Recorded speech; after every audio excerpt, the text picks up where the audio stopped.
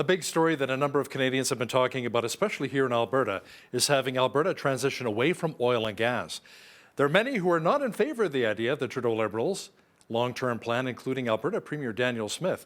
Tyler Dawson is our legislative reporter and the Alberta correspondent for the National Post. He joins us once again from Edmonton. Tyler, there's supporters of that plan and critics of the plan. Many have spoken out against the federal government's transition plan. Has Premier Smith discussed potentially using the Alberta Sovereignty within the United Canada Act in this case? You would think so, but at this point, it seems like it's sort of on the back burner. It's a tool that they might choose to use, but they haven't come straight out and said we're going to use this. There's a few possible explanations for that. Potentially, it's not clear what the Sovereignty Act might do in this circumstance. Might be one option, and so they're waiting for the legislation from the federal government to see what is actually going to happen. So no, they haven't talked about that. It's mostly been, I would say, at this point, very strong criticisms coming from the premier's office, and incidentally from NDP leader Rachel Notley as well.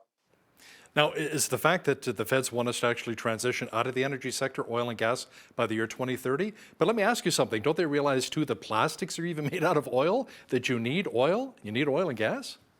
Yeah, so the idea, as far as I understand it, is that the sort of projections for oil and gas demand, sort of internationally, should peak around 2030 and then sort of slowly decline over the next couple decades. And so, there's sort of two ways that people are looking at this issue. The one that the federal Liberals are looking at is this is sort of an inevitability. We need to make sure that these people, who work in this sector have a backup plan. And then there's the other way people are looking at it, which is very much the way that Danielle Smith and the government is looking at it, which is this is bringing about the end of the oil and gas industry in Alberta. So that's you do sort of have ships passing in the night a little bit here. I think a little bit of apples to oranges, people not quite talking about the same thing. But I think the thing that probably everyone can agree on to some extent, anyways, you look at the hydrogen enthusiasm from the Alberta government, is that things are changing. And we've even seen that in the last sort of 10 years with incredible amounts of automation, leading to job losses for truck drivers and things like that. So I think everyone agrees things are changing. The debate to some extent is about, well, it's about terminology, because the NDP or the UCP is mad about the words just transition. But it's also about what you're going to do as that transition happens, and how to cope with it. Now, aren't the Trudeau Liberals also giving Alberta about $10 million to help further some of the hydrogen projects? They are, yeah. It was announced this week, I believe, 9.74 million or something, a very specific number. And that's going to sort of a variety of things. It's going to sort of investment attraction, conference hosting, some research funding, I believe, to the University of Alberta to work on some of this stuff. There's a little bit of a, I don't want to say arms race. That's not quite the right word, but there is a little bit of a mad scramble to figure out hydrogen, and the infrastructure and the production and all that sort of stuff. And the federal government has given some money for that. So it's really interesting because you see everyone's sort of yelling at each other all the time, between Ottawa and Edmonton and Calgary for that matter. But this is actually one of those places where there's quite a bit of agreement, I think. So it'll be interesting to see if that agreement turns into proper cooperation at some point. And Tyler, the Alberta government is demanding a seat on Canada's trade mission to Japan. It comes following that meeting between Japanese PM Kishida and our Prime Minister Trudeau. That's right. So there was a plan at one point for Danielle Smith and I think Peter Guthrie, the energy minister, to go to Germany actually to talk LNG after the sort of ill-fated German trade mission to Eastern Canada looking for liquid natural gas. And then I believe they went on and signed a deal with Qatar for their LNG. But Japan sort of came recently doing the same thing. They had a reliance on Russian LNG that they're trying to phase out and believe sort of that Canada's supply could plug that gap. So Trudeau came under a fair bit of criticism from the UCP for, in their view at least, showing an insufficient enthusiasm for Canada's ability to export LNG to Japan. Now, there is a trade mission coming up, which suggests, that there's talks are ongoing and there could be trade deals, there could be production targets or whatever set for Japanese consumption. But Alberta wants a seat on at that trade mission. They want to be there to, really boost our prospects as well. And as an aside on that, it'll be interesting to see what British Columbia does, because a lot of the LNG production and a lot of the future growth for LNG is actually sort of in that northeastern corner of British Columbia, which is arguably basically Alberta. So more financial help is coming for Albertans, Tyler. Seniors, those with small kids, and many of our disabled can begin applying for $100 a month payments for the next 6 months to help really offset inflation and the high cost of living. But what about for the rest of us who don't qualify in any of those categories? I'm sorry to say we are completely out of luck. And people who have a family income of more than $180,000 are out of luck as well, though if I made that kind of money, I would have nothing to worry about, I think. Yeah. So that's one of the inflation measures. There's an application portal that opened Wednesday, and people will be able to apply for that money. Of course, those of us who don't qualify for that, there are a couple other things that we might have seen. Of course, the fuel tax reduction is out there right now. I'm not sure I have really seen the prices come down that much. They still seem pretty high to me, but of course they could be higher without that. So that's one thing for us. But yeah, this big spending package coming, and of course we'll have a budget at some point in the next sort of 6 weeks here. So we'll have perhaps more information about future spending and perhaps tax cuts, things like that in the weeks to come.